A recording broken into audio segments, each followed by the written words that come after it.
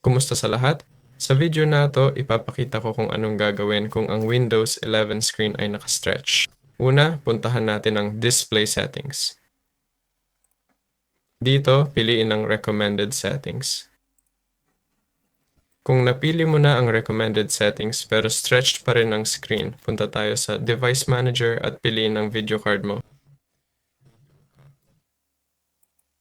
I-right-click ito tapos piliin ang Driver Properties. Tapos i-click ang Rollback Driver.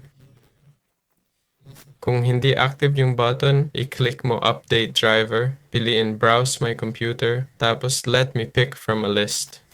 Piliin ang video card mo, tapos i-click ang Next. May installation na mangyayari, hintayin mong matapos to. Kung di pa rin gumana, buksan ang command prompt as admin, tapos i-type ang 4 na commands na to isa-isa. Ayan. Tapos hintayin mong matapos ang system verification. Ayun. Subukan mo ring i-update ang graphics card drivers mo mula sa official website. Yun lang yun. Ako si Paalam sa lahat.